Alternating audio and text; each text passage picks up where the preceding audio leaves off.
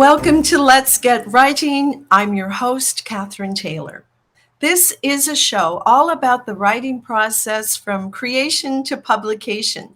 We tell the stories behind the stories, and I like to say we bring life to books. So please share, like, and follow me on YouTube, Facebook, LinkedIn, and Instagram. I certainly appreciate the support, and I hope you enjoy the show. Today, my guest on Let's Get Writing is the author of Salt Beef Buckets.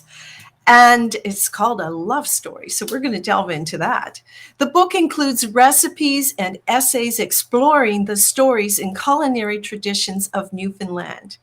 And of course, that's where we are. I'm in central Newfoundland, and my guest is on the East Coast. She is an author, a chef, a writer, I said author, writer, same thing, a comedian and librarian. So welcome to the show, Amanda Dorothy Jean Bulman, better known as Andie. And I'm just going to bring her up now and say hello. Hi. Hi. Hi. So good to see you. And good to see you too. Yeah, and such a joy to read this. It's really hard to read a book like this and not get hungry. Yeah, good. I'm glad to hear that. That means it's working. So. It is working. And I've had several guests on the show. If people are interested, we've covered East Coast keto. We've covered gluten-free and dairy-free. We've covered food, culture, place, the ladies that do a lot of foraging and hunting. And so there's several on my YouTube channel. But today we're going to delve into Salt Beef Buckets, which you call a love story. What's going on here? How did you come up with this name, Andie? Well, I think salt beef buckets are such a symbol of Newfoundland and Labrador. You make Christmas slush in them. You use them for berry picking. They hold salt beef. And I called it Salt Beef Bucket. It's a love story because it's sort of the story of how I fell in love with the food of Newfoundland and Labrador. And then also one thing I really wanted to cover was the food in different parts of Newfoundland and Labrador is a bit different. There's a bit more like it's a food oasis on the West Coast. There's such like fertile soil in places like the Corduroy Valley. And then you kind of come over to the Avalon and it's a bit more barrens and tundra, but it still has its charms. So the book is called that because I really fell in love with the food here.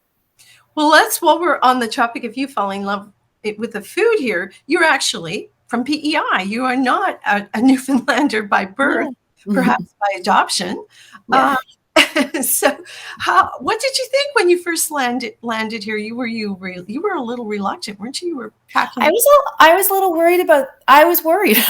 I had sort of been sent off with warnings, like they boil everything and all the food is cooked to death. Those were sort of the things that I heard. But when I got here and realized like there's rabbit pie, there's capelin fried over an open flame. Like there's such a wide scale of food here. And in recent years, so many people are moving here and they're bringing their own cultures and their own cuisine, which is changing the cuisine of Newfoundland and Labrador and making it more exciting and sort of fusion-y. And that's awesome. So I made sure in the book to include some stories from friends who came from other places because I don't think any one person can really tell the story of food in one place. I think you do sort of need those different voices. So my friend Malin, she's from Sweden, and she gave me a juniper apple recipe and gave me some tips for how to find juniper. And then other friends gave me a radish salad recipe. My friend Behek, amazing shortbread recipe. So there's just, there's recipes from other people in the book too. Which is really neat. And actually how you did this book is so wonderful. And it really warmed my heart because it celebrates, as you mentioned, local ingredients. And I might come back to this island and how diverse it is. And I can't comment so much on Labrador. I've yet to go there, but hopefully this year. And you look at the local ingredients and then you researched archival recipes. You explored old cookbooks, newsletters, church cookbooks. You found those recipes and then you gave us the 2.0 version You updated them. So what a great way to approach it. Was that on your mind in the beginning? Was that how it started with the old recipes? Yeah, it is. I love looking for old cookbooks. I love finding like church bazaar recipes, and I love going through the archives and finding recipes from like 1905 and then trying to interpret them like, what a coffee cup of sugar, like every coffee cup is different. What does this author from 1905 mean? Like I love the interpretation those recipes. But then I did want to bring them into sort of the 20th century because we have access to so much more food now. Um, like people's palates have changed. So I did want to update those recipes, but also pay homage to them because it's so important to sort of look backwards and forwards. So I wanted to have the base recipe and a little switch up of the recipe.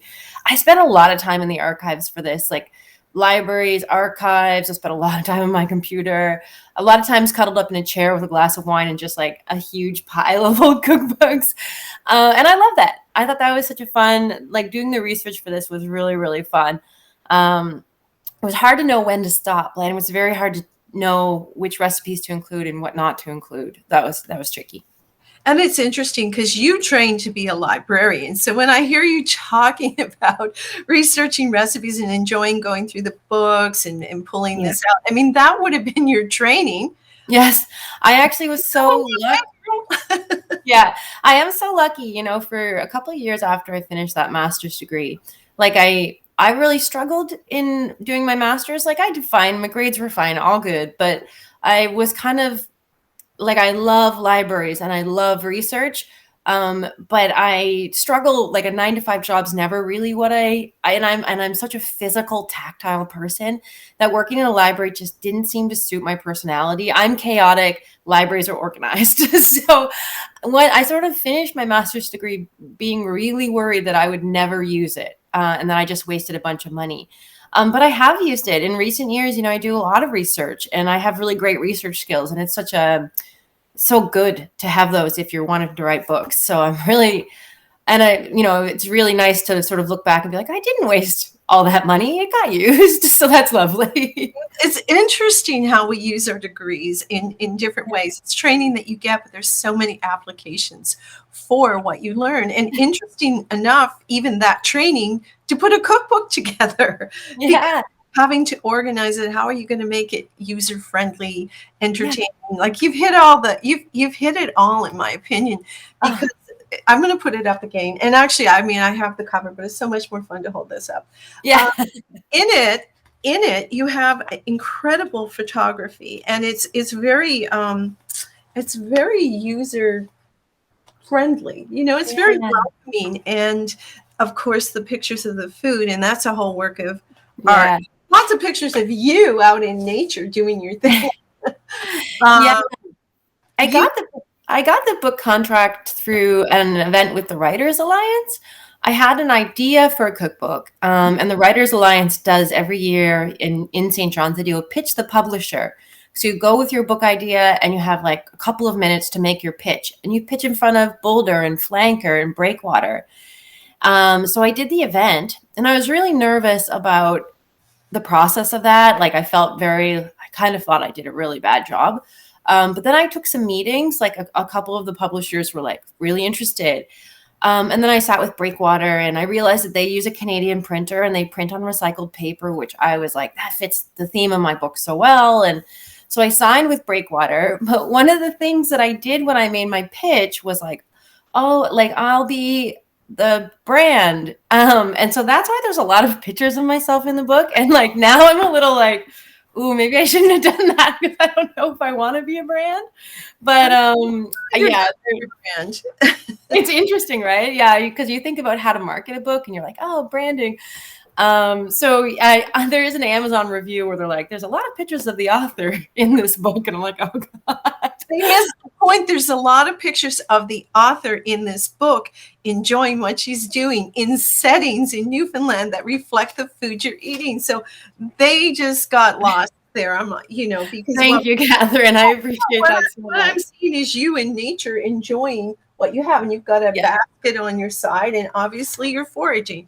So yeah, I found it inspiring. So I have a different point of view I'm on glad. And I think when people see a picture of someone in a cookbook, it does make the content more relatable. Like, oh, if that person can go out in nature, then maybe I can go out in nature. that. So that's another reason why I included the pictures. I probably am overthinking this whole book way too much. But I'm actually really happy with how it turned out. And my photographer is a friend of mine. His name is Alex Wilkie. And I've worked with him in a lot of films where we both work on a film set. And he's an artist, he's a visual artist, and I, for a long time, really admired his photography.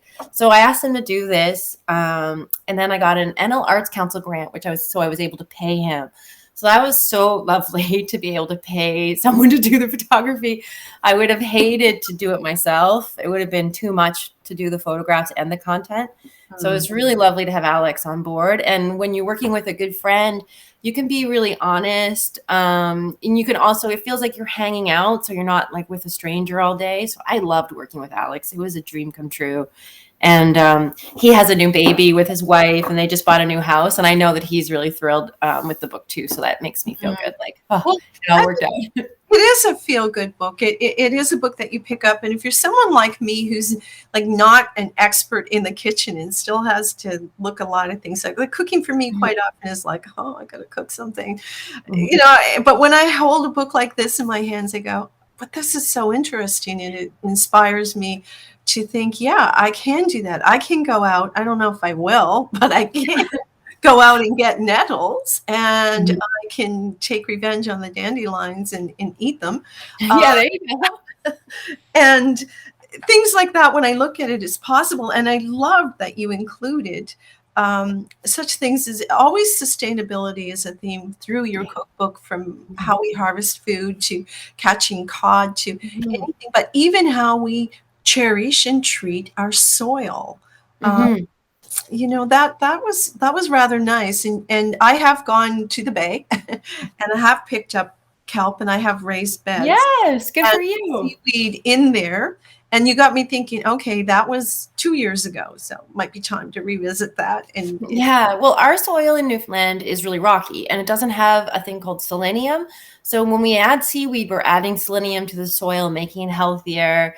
You just kind of want to like cover your garden with a little bit of seaweed and let that salt sort of blow off with the wind, and then mix it in. And it's just so good. And it's a practice that's been happening here for so long. So yeah, I'm really glad that you like that. And I'm really glad, working with Breakwater has been a dream. Like, they have been so, well, first of all, they did all this graphic design. I just sort of went, I like it. They had all the ideas. A woman named Rhonda, she like has done all this graphic design. And I just was so happy when I saw it. Like, I love the fonts, I love the typefaces. But another thing I really loved working with them is that I wanted to write about, like, here's how you build a fire, here's how you do a boil up, here's how you care for your soil, here's the history of Halloween night in Newfoundland. I wanted to include all that, and I'm so glad that they let me keep all those things. I was really worried it would get cut, and they were so open to the idea of like changing a little bit what a cookbook should feel like. So really grateful to Breakwater for that. Yeah, and you're also giving people permission to mess this book up too.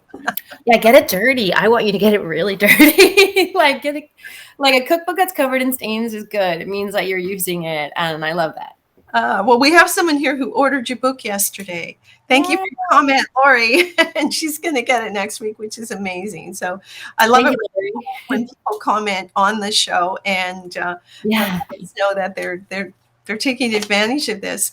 Well, you mentioned Halloween, because that was something, as long as I've been here, I did not know about. I learned something there. I think I've got it flagged, Colcannon night in Newfoundland. Yeah, Colcannon. Yeah, Colcannon was a dish of like mashed potatoes and kale and green onion that people ate on Halloween night. And it was sort of like a fortune telling kind of game where they would have like a thimble and a coin. And whoever got the coin, it meant they were going to be rich. Whoever found the ring was going to be the next to get married. And people played games like that, and they refer to Halloween as Colcannon night. So it's a sort of Irish food. I definitely wanted to include a recipe for that. And I actually made the recipe vegan because at that point in the book, I was like, I don't have very many veggie or vegan recipes. I should include a few. And so it's a vegan recipe. And I talk a little bit about the history of Halloween in Newfoundland. That's my favorite time of year. I actually love the fall section. I love the berries. I love the pumpkins. I really enjoyed writing the fall piece. Well, the fall is the harvest, and that's when all our work shows up if we've Yeah. been doing anything at all. It is, I think it's a heartwarming time for anyone in the fall, and we get our we get berries through the summer, but we're Mhm. processing beets and doing all kinds of cool things with food. And Mhm. so that's a big Yeah. chapter in there, and it's really great that it is. But you don't just stop with food. You talk about other things that people do in traditionally in Newfoundland. One of them being rug hooking. So how did that get in there? Well, that was a pandemic hobby that I picked up. I'd always admire all the fiber arts, but especially rug hooking. They're always my favorite thing to see in an art gallery, to see in a museum. And I always wanted to try it, thought I wouldn't be good at it. When I took it, so over the first sort of wave of the pandemic, I ordered rug hooking kits, and I couldn't believe how quickly I picked it up and how calm it made me feel. I'm not someone who can sit for a long period of time, but I could sit and rug hook for hours and just like listen to an audiobook. It's such a lovely hobby. And so then I realized like Newfoundland's such a hub of rug hooking. There's a guild here. There are some incredible artists here. And so I reached out to a couple of artists I really admired and I chatted with them about the history of rug hooking. And to me, it made sense in the context of the book. I'm really glad I included it. And the reason it made sense was food history is really not written about very much because it's something that was done by people in the lower economic groups, by women, and we don't have as much of that history recorded. The history that we study is often the history of people who were literate. So people who didn't write it, we don't have that sort of history. So craft history and food history, it's harder to trace. And so I felt that because of that, it needed to be in the book. And I don't know, some of the best hooked rugs are from here. Deanne Fitzpatrick is one of my favorite rug hookers. She lives over in New Brunswick, but she's from Newfoundland. She's from the Placentia area, and her rugs are just so inspiring. So yeah, and Winnie Gavine, we're really lucky here. And if any, when this wave is over, if anyone gets a chance to go check out some rug hooking shows, like I can't recommend it enough. The work that goes into them is amazing, and the history of rug hooking is really cool. Yeah, it is very cool, and I would love to have someone on the show. I realize it's not writing, but it's writing in pictures and Yeah. it's related to our culture. So definitely would be so nice. And that was your quick side journey to rug hooking. Yeah. And also you talked about foraging, and Yes. that's growing hugely in popularity. How do you feel about the foraging? I'm sure you're for it. Oh yeah, I love foraging. I mean, I really love foraging. What I love about it is what the thing I like to forage for most is invasive species. There are things like knotweed that just take over our yard, but you can get revenge. You can eat it. So, and I mean, if you think about it, like we'll pay so much money for local greens because we want those nutrients, but so many edible local greens grow in our yards. So I mean, I think there are a lot of rules. You have to really be 100% certain. You can go really slowly. You don't need to rush into foraging. Buy a couple of books, take a course. There are people all over the island now leading foraging tours. You can email people like Sean Dawson of the Barking Kettle. You can email him questions. He's so accessible. The Foray does all kinds of mushroom workshops in the fall. So there's all kinds of ways to learn here. I would just encourage people to learn slowly. But once you get going, there's so many free foods all around us. Um, and like a lot of them are just left in the ground to rot. Or one thing I see a lot of is wild apple trees. There are so many wild apple trees, and maybe the apples are a bit sour. But if you just boil them down, you could have free apple butter all fall. So I that is something I hope people look through the book and sort of start to realize like there are way more free food than you think. One of my favorites is there's service berries everywhere. They're commonly known as the chuckly pear, but those are awesome. You dry them, you use them the same way you would use currants. I also love rose petals. Rose petals are I love floral flavors. And so in the spring and summer section, there's a rose petal iced tea. Like it's so good. And I make another tea with like chamomile and catnip and dried rose petals. Rose petals are really good for you. So I just hope that people start slow and start with things that are very obvious. We all know blueberry, rose petals, a wild rose petal. These are sort of safe places to start. Like work your way up to mushroom. Yeah. And there's a quote in the book, there are old mushroom hunters and there are bold mushroom hunters, but there are no old, bold mushroom hunters. I had that here, and if you hadn't have said that, I was going to that because it just got me thinking. There was a lady that I knew, and she was very skilled. She was from I think it was Romania or I can't exactly say the country right now, Poland. And anyway, she was very skilled at this, and I was in Nova Scotia. She said, "Let's go mushroom foraging." I was like, "Let's not." Yeah. She knew it, and she was anxious to show me, but I was less anxious. But I get it. There are people like Sean Dawson, who actually I do have to have on the show. He also has a wonderful cookbook, and so good. Couldn't recommend his book enough. It's yes. a great cookbook. Food Culture Place is an amazing cookbook. Yes, they've been on. Yeah. On, and those shows are available on YouTube if people search my channel. But I find when we meet people who are doing this, they inspire us and give us confidence to try things. When I was in Campbellton, there's a wonderful berry farm in Campbellton, and I went in one day and Sean was there. I met him, and he had finished a workshop. And there were people there from all around Grand Falls and other places who were going to his workshop. So there are opportunities all over the island. And when you mention the wild apples and plums and so on, the Codroy Valley, there's a park ground out there. We have an RV, and I went in there. It was in September. I could not believe apples everywhere, trees and apples on the ground. So I picked them up and I did some of the things you said. I love that. Well, that place is especially more so than anywhere else in the island. Like that's a bread basket. There are so many great wild ingredients in the Codroy Valley. So yeah.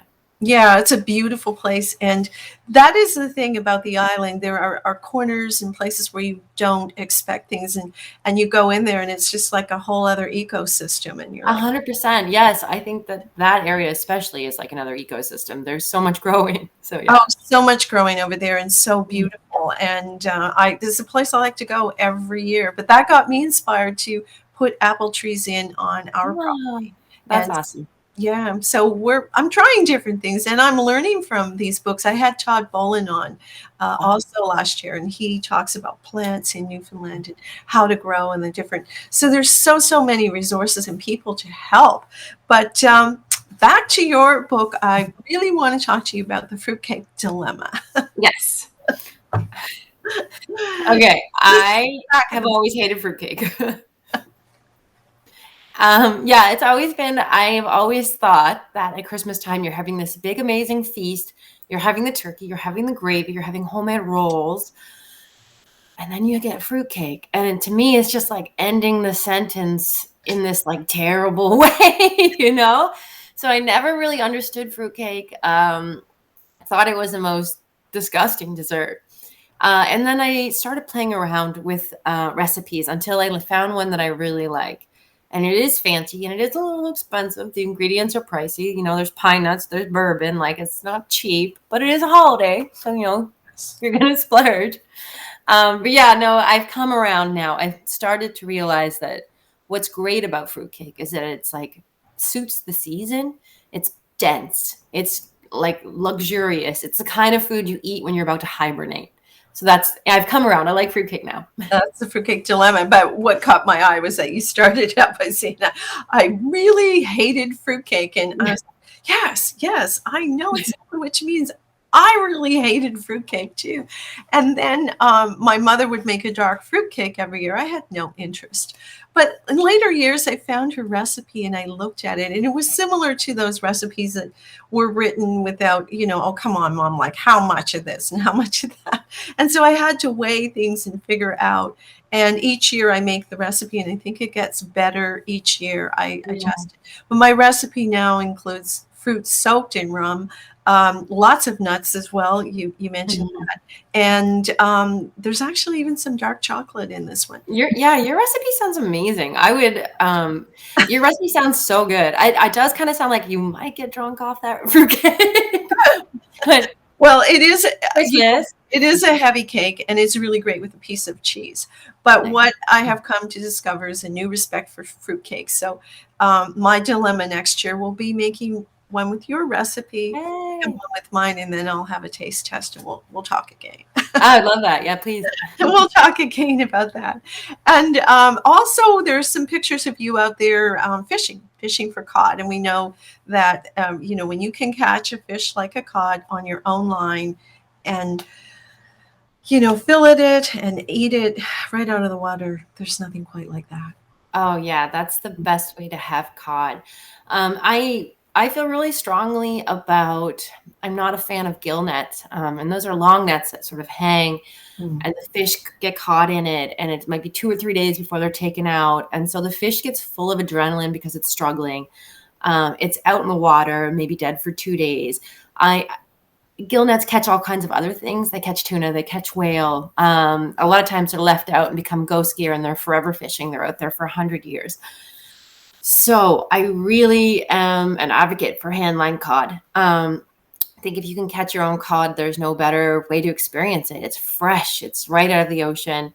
Yeah, and I like to go every year if I can.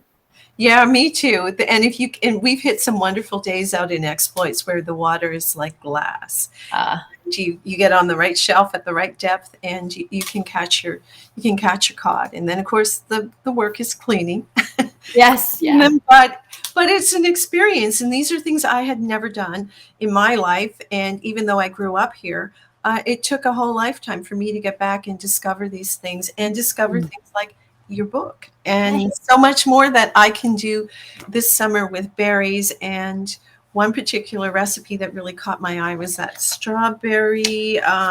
Strawberry rhubarb pie. Yes, Yeah, it's on. the Yeah, I was maple in whipped cream, I think it is. maple whipped cream. Yeah, I was inspired by Agnes Ayres. There's a great cookbook, the Agnes Ayres cookbook. I think it's a Boulder cookbook. It's really wonderful. And she's got an amazing rhubarb pie recipe in there. But I like mine cut with strawberries. I like all butter crust. And then I love maple syrup. I love the flavor of maple. So I added maple whipped cream. So Well, yeah, she was my inspiration for that one. And yeah, it's a nice recipe. Well, it looks great, and I want to thank you so much for writing the book and for coming on the show to talk to us, and inspire us to try new things this year. Thank you, Thanks so much. folks. Thanks for joining us, and again, you can find all the shows on my YouTube channel at Catherine Taylor TV. Thanks so much for your support, and happy eating and reading.